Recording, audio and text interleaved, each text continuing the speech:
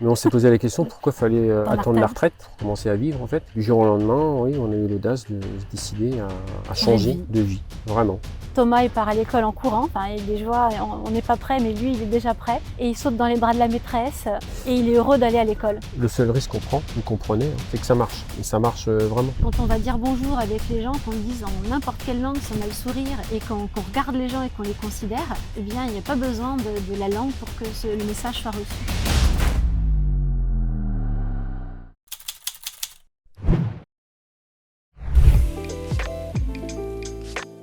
Moi, c'est Philippe. Voilà, on est au Portugal depuis 1 an. Et avant, j'étais manager dans une grande entreprise. Ensuite, on a créé une société en France. Et puis, on en a eu, avec le Covid, on a saturé un petit peu de la France. Et on avait besoin d'espace et de liberté. Donc, on a choisi de venir ici au Portugal. Donc moi, je suis Nathalie, son épouse, sa compagne, sa partenaire. Voilà, on est compatibles sur plein de domaines.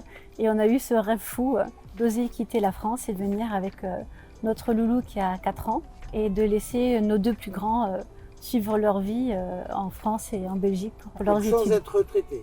Ah ben non, on n'a pas attendu.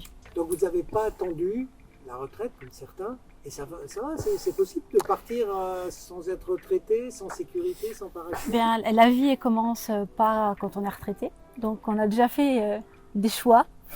Et on a déjà déménagé plusieurs fois. Mais on s'est posé la question pourquoi il fallait attendre la retraite. retraite.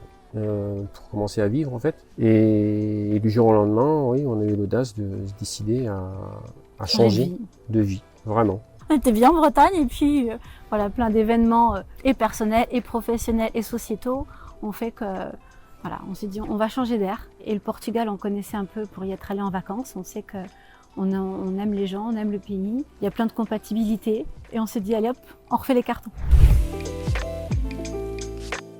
Alors après, les mieux, les moins bien, c'est un peu risqué de réfléchir comme ça, c'est de voir qu'est-ce qui nous convenait ou nous convenait plus en France par rapport à la mentalité, à la société qui est partie dans un sens humain qui ne nous plaît plus.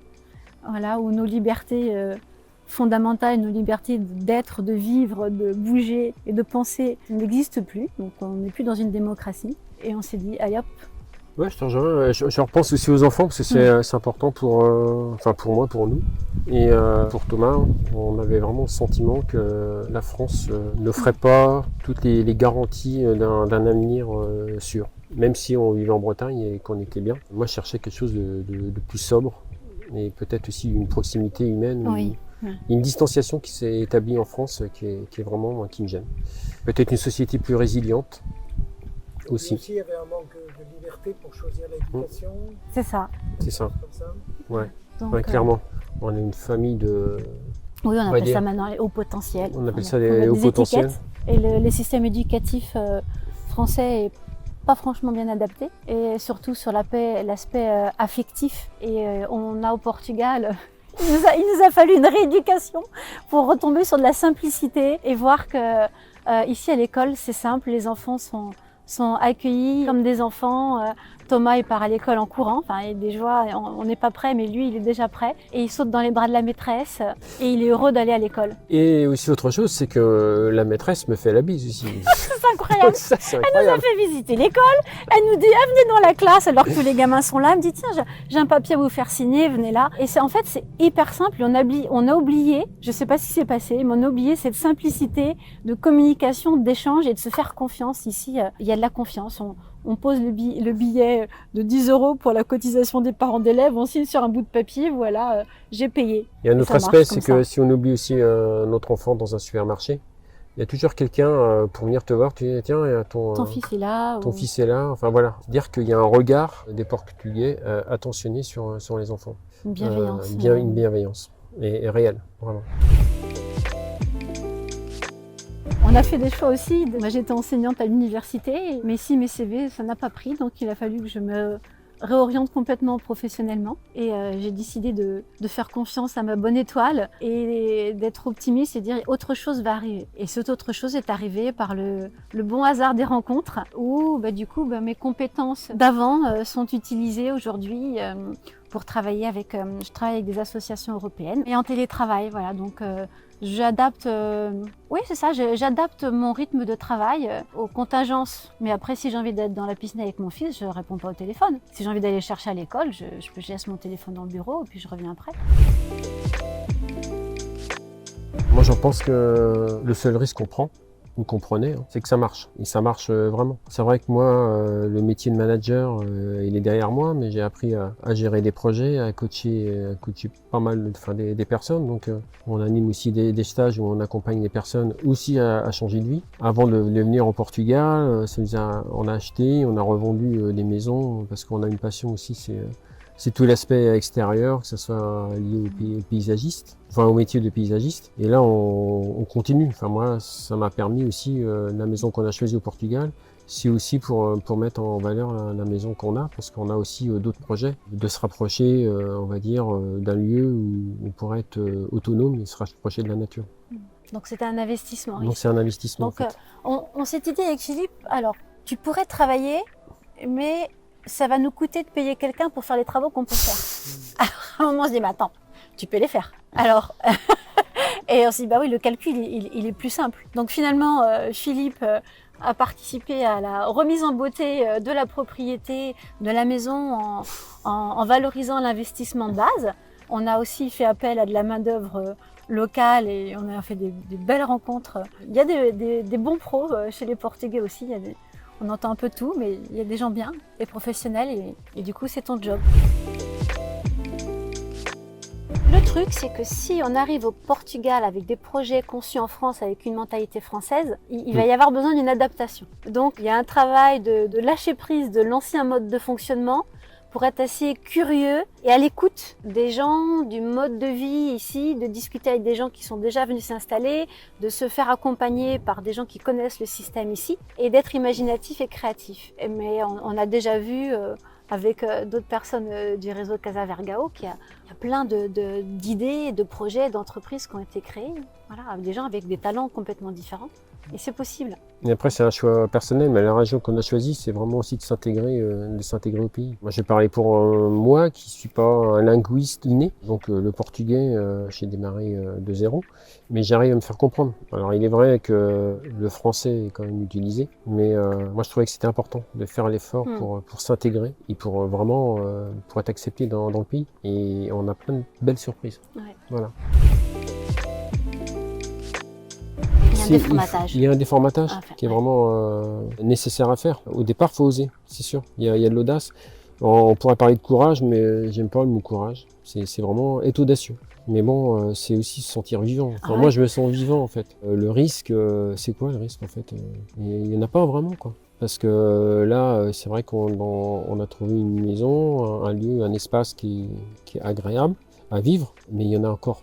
Il y a beaucoup d'autres espaces et de potentiel au Portugal, vraiment. Mais qu'on découvre qu'une fois sur place. Et qu'on découvre qu'une fois sur place. Il faut avoir osé, il faut avoir fait un pas dans le vide. Donc ça demande à un moment d'être aussi honnête avec soi et d'aller regarder les petites peurs là qui remontent, les petits cauchemars qui viennent devant la nuit. Et puis de dire, bon alors, qu'est-ce qu'on fait? Est-ce que ça m'appartient? Est-ce que ça m'appartient pas? Est-ce que c'est le truc de la grand-mère, les projections des autres? Et moi, à l'intérieur de moi, qu'est-ce qui vibre? Qu'est-ce qui est important? Et puis c'est surtout, le partenariat, il est là, quoi. Donc si nous, tous les deux, on est raccord, le reste s'adapte. Et c'est important de le dire, parce que souvent, on se dit, bah oui, c'est loin, le Portugal, c'est un pays étranger, mais ça reste l'Europe et ça reste vraiment... Au niveau des cultures, les cultures sont différentes, mais pour moi, elles sont complémentaires. Dans le métier que j'avais avant, j'avais des ouvriers portugais et ça se passait très bien. Ils ont une forme de proximité qui est réelle. Et ça, c'est agréable. C'est-à-dire que moi, je me rappelle de mon enfance, du voisinage où on se dépannait, que ce soit en légumes ou autre chose. Et ici, on apprécie parce que ça existe encore. Peut-être qu'on a oublié ça aussi en France.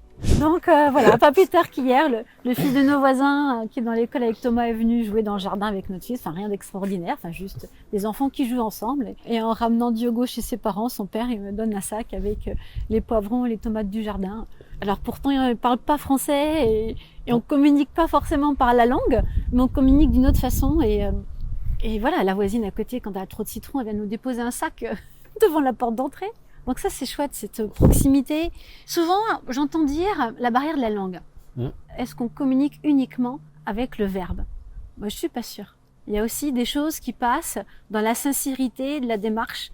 Et donc, quand on va dire bonjour avec les gens, qu'on le dise en n'importe quelle langue, si on a le sourire et qu'on regarde les gens et qu'on les considère, eh bien, il n'y a pas besoin de la langue pour que le message soit reçu.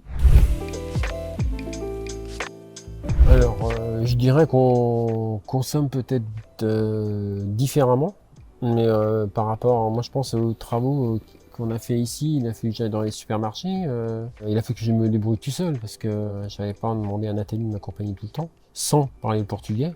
Et en fait, ça a été simple. C'est-à-dire que le portugais, s'il voit que tu galères, soit il va aller chercher un collègue qui parle français, soit il va en trouver un qui parle anglais, mais il va pas t'envoyer chier, entre guillemets, et se dire démerde-toi. Non, il va te trouver une solution. Ah oui, et ça, c'est super important. Ça, moi, je suis un galérien quand même au niveau langue, et pourtant, j'ai aucun regret d'être ici, quoi. Parce que j'arrive à, comme dit Nathalie, j'arrive à me faire comprendre, j'arrive à tenir ce que je demande, même si le portugais, je ne le maîtrise pas encore.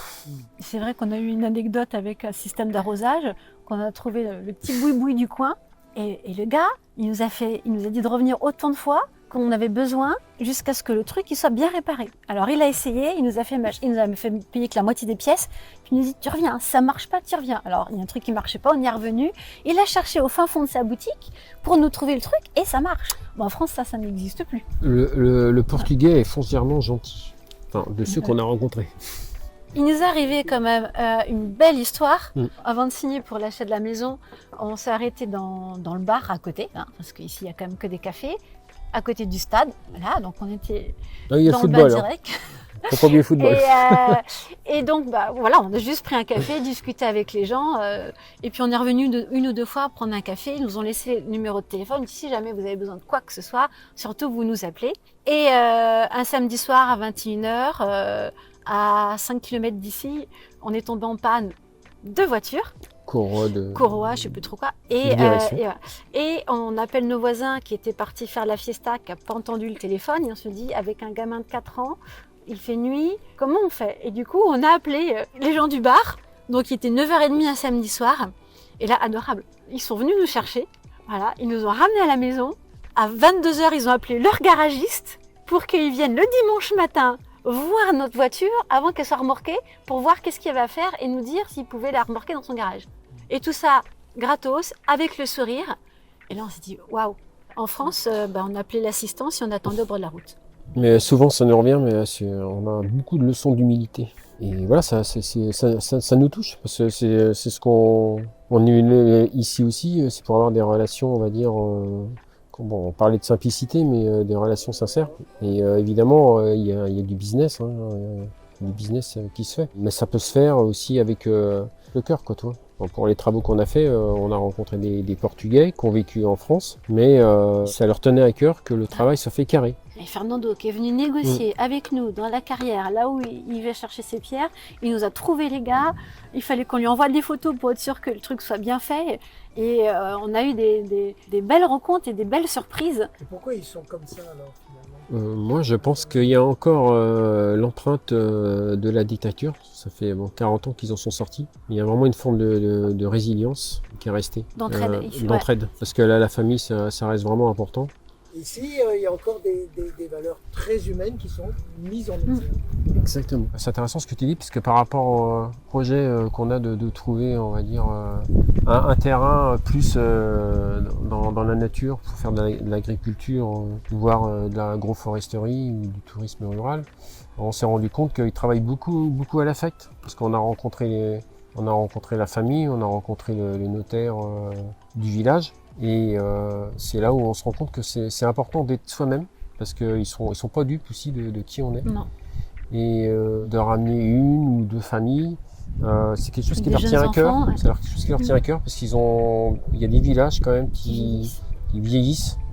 Et de venir avec des projets, de pas être à la retraite, d'avoir des idées peut-être originales, ou peut-être que des Portugais, les jeunes, sont partis. Ça les intéresse. On est dans la bonne tranche d'âge, parce qu'on a de l'expérience Et puis on est créatif, on a des idées Encore plein d'énergie, et plein d'énergie. plein de rêves. Ça, beaucoup à faut faire. Ouais, il y a beaucoup à faire parce qu'on se rend compte en visitant l'arrière-pays, on va dire. C'est pas la montagne, mais déjà un peu l'arrière-pays. Il y a beaucoup de terres qui sont en jachère, des villages qui sont un peu à l'abandon. Pourtant, il y a de la bonne terre. Il y a encore de la vigne exploitée, il y a encore, mais c'est ce que beaucoup nous disent quand on discute. C'est des terres agricoles. Il y a une génération de 60, 70, 80 ans qui va partir bientôt. Et c'est pas un problème de peut-être revendre leurs terres, mais ils aimeraient que ça soit transmis à des personnes qui en prennent soin. Et puis moi, ce qui m'a surpris, c'est qu'on rencontre des gens qui ont beaucoup d'expertise.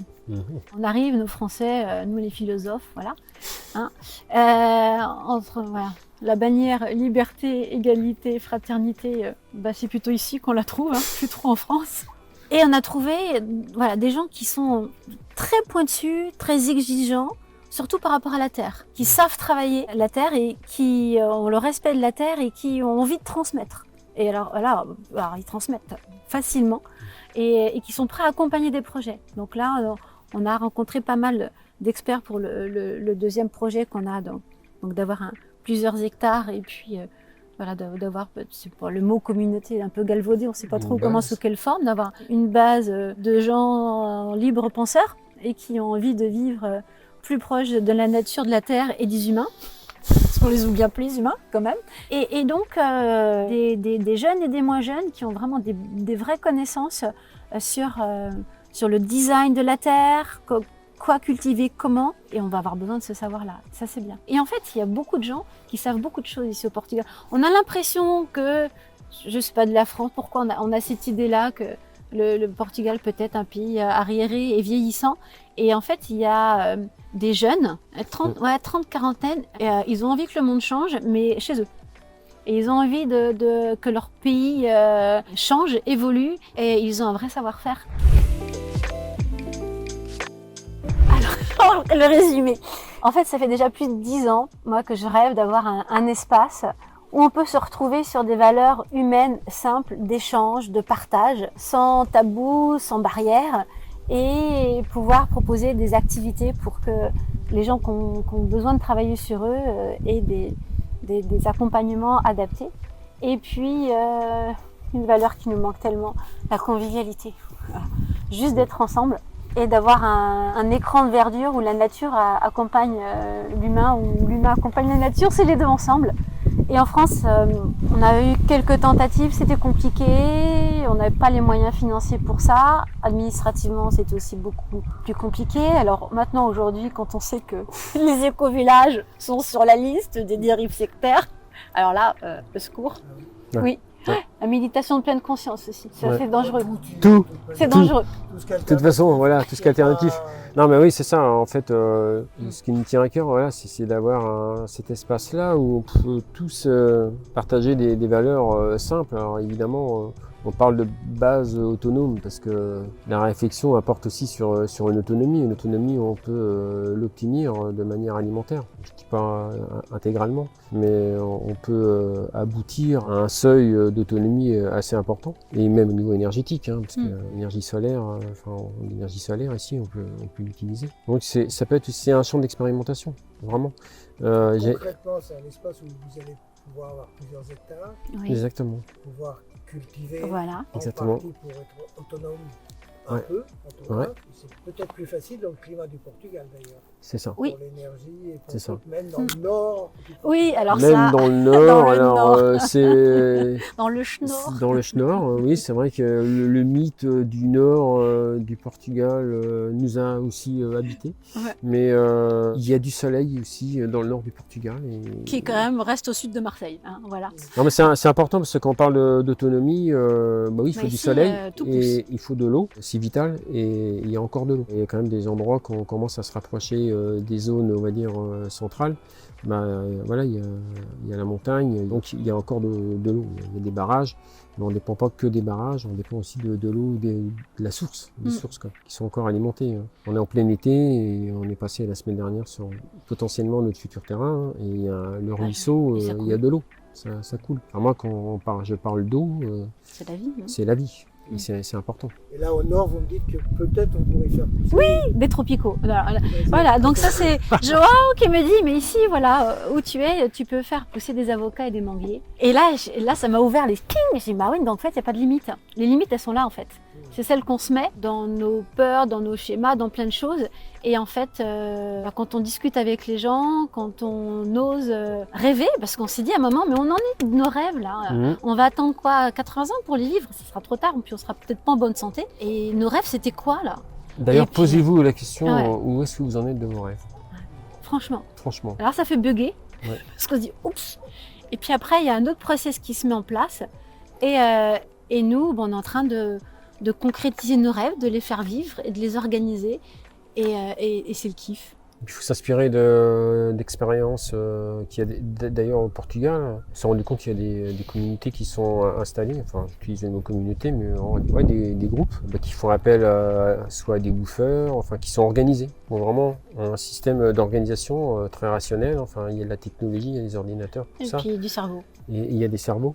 Et ça, c'est important aussi, parce que si il y a des travaux en priorité à faire sur le terrain, on peut faire appel à des bouffeurs qui ont une spécificité particulière, que ce soit pour le maraîchage, que ce soit pour la rénovation de bâtiments. Enfin, c'est une réalité, ça fonctionne et on sait qu'il y a une génération qui fonctionne comme ça, quoi. On va dire à la mission, entre guillemets, si j'utilise un mot un peu d'entreprise. Connoté. Ouais. Est-ce que faire ce projet-là en France serait difficile ou impossible parce qu'il y a trop à remonter sur les mentalités? Alors je pense que c'est encore possible. Je pense à des secteurs que je connais un peu comme la Bretagne reculée. J'ai fait un petit peu la Bretagne reculée, il y a encore des endroits, mais je crois que le problème c'est, on va dire, nos gouvernements respectifs, je ne vais pas parler que celui actuel, mais où c'est de plus en plus verrouillé. Donc quand on parle d'éco-village et que ça risque de faire partie de la liste au niveau des rives sectaires, là on peut se poser vraiment la question si on peut encore créer quelque chose en France, quoi. Non conventionnel. Non conventionnel. Sachant que l'école à la maison est interdite, Oui. et les médecines alternatives, on les met en doute. Absolument. Le Portugal étant beaucoup plus modéré là-dessus, Ça. même en restant européen. C'est ça, on est encore en Europe, mais on est en lisière de l'Europe. Et je pense que c'est une manière de se mettre, on va dire, hors leur loi, on va dire, mais d'avoir encore une certaine liberté d'action. Mais c'est clair, oui. Et ça, c'est vraiment une réalité. Il y a deux faces. Il y a un aspect chez le Portugais où il va être très respectueux des règles, en apparence. Et derrière, s'il y a un moyen, il va trouver des solutions. Puis quand on parle de nos projets, les gens sont enthousiastes. Oui. Ils sont plutôt prêts à aider. Il y a une bonne stimulation. Et on sent pas que c'est pas possible. Même c'est le notaire qui nous a dit, alors, même si tu suis ce que dit le terrain, ça va être compliqué, mais compliqué ne veut pas dire impossible. Et là, il a eu les yeux qui brillaient. J'ai dit, ok, d'accord. Donc on va apprendre à naviguer.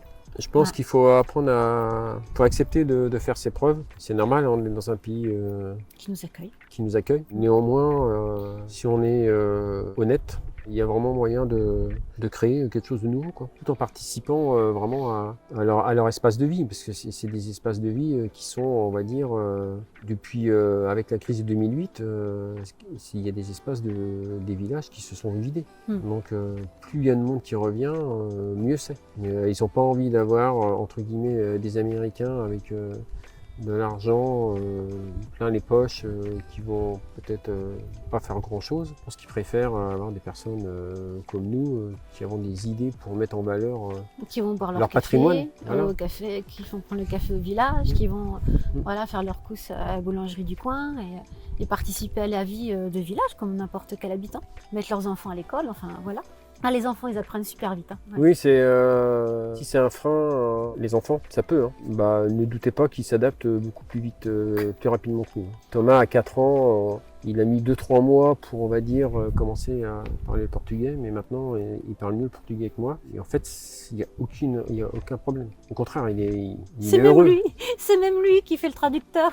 Ah mais oui, parce qu'il comprend mieux ce que disent les voisins que nous. Non, mais ça, c'est nous, à 50 ans, la plasticité du cerveau, elle n'est pas la même. Mais lui, il y a pas de souci. Parce que souvent, on se préoccupe, on s'inquiète pour nos enfants, qu'ils aient 4, 10 ou 15 ou même 20 ans. Mais même 20 ans, notre fille qui est en études supérieures s'est posé la question à un moment de venir ici. Parce que...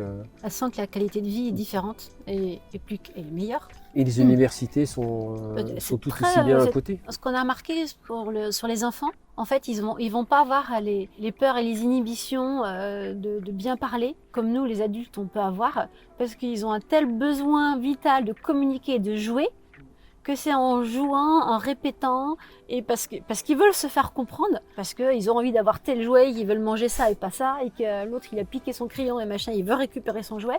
Là, ils vont avoir toute la motivation pour pouvoir apprendre et se faire comprendre. Que nous, on va être en train de réfléchir, est-ce que c'est bien, est-ce qu'on a mis le bon temps, ou j'en sais rien. Et du coup, les enfants, ils vont, par cette motivation du jeu, de vivre ensemble, de communiquer, ils vont aller beaucoup plus vite.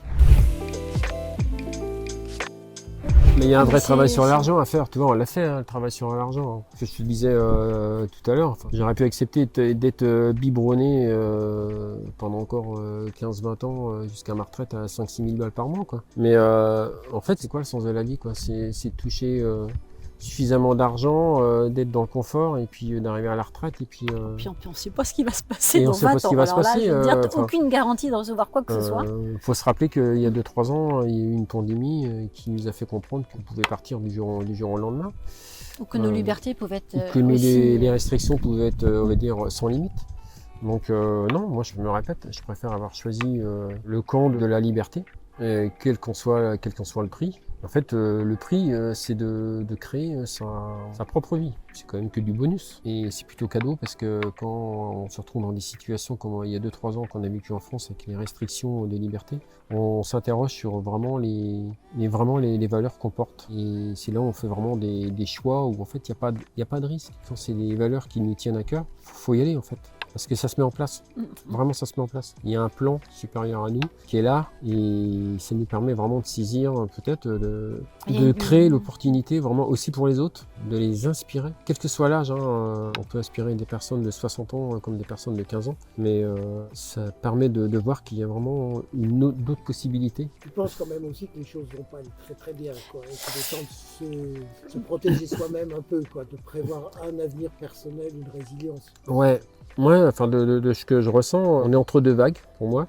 Et l'invitation, c'est vraiment, il y a un retour à la nature qui est réel, quels que soient les endroits sur la planète. Alors peut-être plus dans certains endroits, mais oui, je pense qu'il faut s'interroger sur toutes les restrictions qui sont encore en train de se mettre en place et voir ce qu'on peut faire hors de la France, parce que là, on parle un petit peu de la France. C'est réapprendre à vivre différemment. Et réapprendre à vivre différemment, avec des besoins.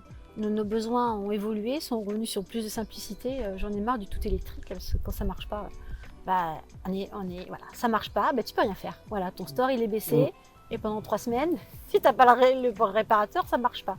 Donc en fait, on est devenu dépendant d'un système électronique qui fait que si ce système a décidé de dysfonctionner, tu peux plus rien faire. Donc ça veut dire qu'il va falloir être inventif, créatif et revenir à des choses simples, à une autonomie alimentaire, énergétique, et puis de se rapprocher de la planète Terre. Ça fait longtemps qu'elle vit toute seule. Regarde une forêt, elle est résiliente, on lui a pas appris, on lui a pas fait un cours, un workshop. Elle sait faire, donc nous on a juste à redevenir intelligent et apprendre de la nature et du vivant. Moi j'ai un ami qui est ingénieur qui va se greffer à notre projet. Et oui, il est ingénieur et il a la tête bien faite, mais il se rend compte que surtout d'ingéniosité qu'il va falloir besoin. Donc il me dit je suis ingénieur, mais il va falloir aussi faire preuve d'ingéniosité. Et je pense que là c'est un point crucial pour tout le monde, quel que soit le niveau d'études. Non, il y a vraiment pas de regret. Ça fait un peu plus d'1 an qu'on est là et on s'est peut-être posé la question 1 ou 2 fois et encore. Je suis pas sûre. C'est pas sûr. Donc non, la vie, enfin tout ce qui nous attend est devant nous. Je ne renie pas non plus la France, hein. C'est un beau pays, mais pour l'instant notre chemin il se trace ici, en étant bien présent ici. Et c'est vrai qu'on se rend compte qu'il y a des personnes qui viennent nous voir et qui respirent en étant ici, qui pensent différemment.